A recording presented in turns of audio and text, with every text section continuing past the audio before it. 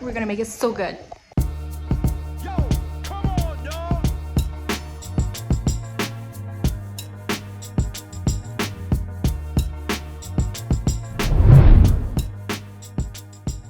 Hello all and welcome back for the second part of painting this mural. Here we are finally putting paint up on the wall. In the last video we came up with our mural idea and we figured out how to keep our deposit intact, so go see that if you haven't already. Yeah, here you see me blocking in the colors. I'm using really cheap student grade acrylics and a plastic tray from a pack of noodles, but it is all working so beautifully to bring this thing to life. You don't need fancy stuff at all. And I'm not gonna lie, I did have to very consciously motivate myself to start painting because I knew I wouldn't really get to enjoy seeing the painting because I'm moving. But I also knew that I had to bring this thing to life, and I really wanted to show it off to you guys.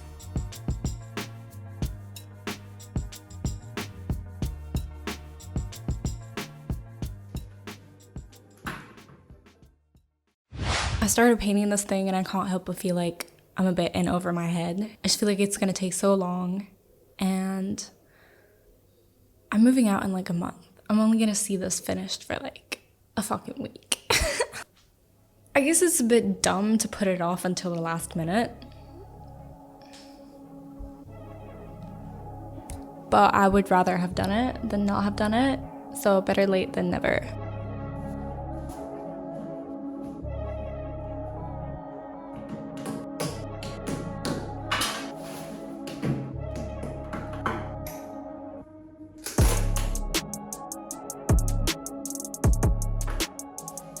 So yeah, as I'm laying in the colors of the clouds, I'm keeping in mind like a warm to cool color gradient, with the brightest colors being the warmest, and we're then dipping through the color wheel from yellow to pink to blue and ending up with very cool shadows. And I'm actually digging this really gradient map style effect.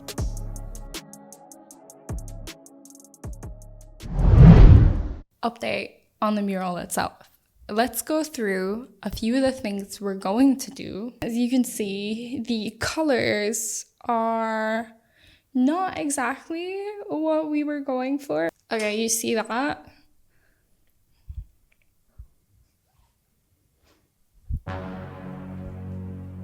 It's just a lot darker than what it's supposed to be. I think the effect will be cool. The picture here is more of like a daytime kind of feel, and this is more of like a sunset kind of feel, and the direction of the light too, I think the light comes in a bit more horizontal, whereas in the example picture I tried to have it, I was actually not sure what I was doing. A good rule of thumb is to know the direction that your light is coming from, but like yeah, so basically I'm gonna fill in the rest of the pinks and the blues. I also want to add in some more whites to have some more dimension for this brighter part that's right here. For the mantas themselves, we have to do them too, of course.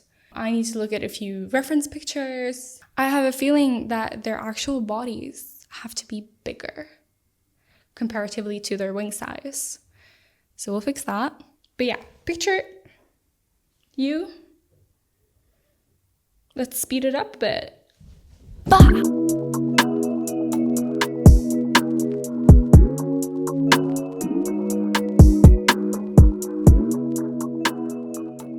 With the colors looking so different from my sketch, at first I'll admit I felt a bit dejected. But as I kept going, as I kept adding and iterating and working on the animals, I could feel my optimism about the piece actually growing. And making this made me think about all of those other 1,000 project ideas I have that I just haven't put into life. It makes me wonder how different they would all turn out if I'd actually made them, because it always turns out so different. That's the thing about those cool ideas we get. They are cool in theory, but theory is just the very start. You won't see the potential of the full idea until you actually follow it through.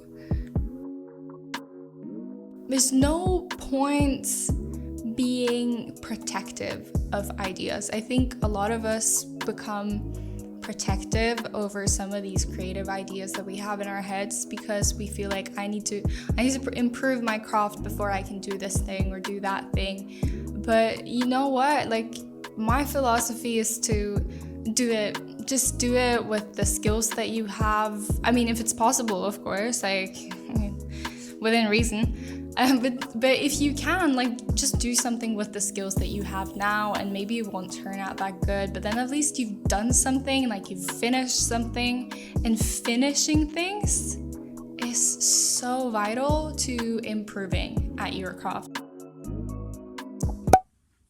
I'm almost finished with the mural now. I think this might be my last session. My last session. My guy needs to just like move its eye out like just a tiny bit.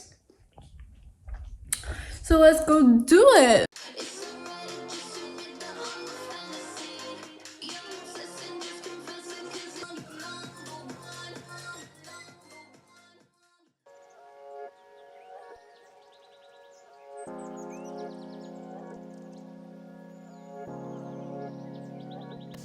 I'm sure I could have made manta rays flying in the clouds in just like a way more amazing way if I knew motion graphics, or if I like paper mache'd the manta rays to come out of the fucking wall and used neon colors and had a black light on it. Like, this could have been so much more, but it's also good the way that it is, and it's finished, and I've actually done it and put it out into the world. And that doesn't mean that I can't revisit the idea. A lot of people me included, get very protective over our first ideas, but just because you make it and you actually act on that creative energy doesn't mean that it's gonna dissipate. It's on the contrary.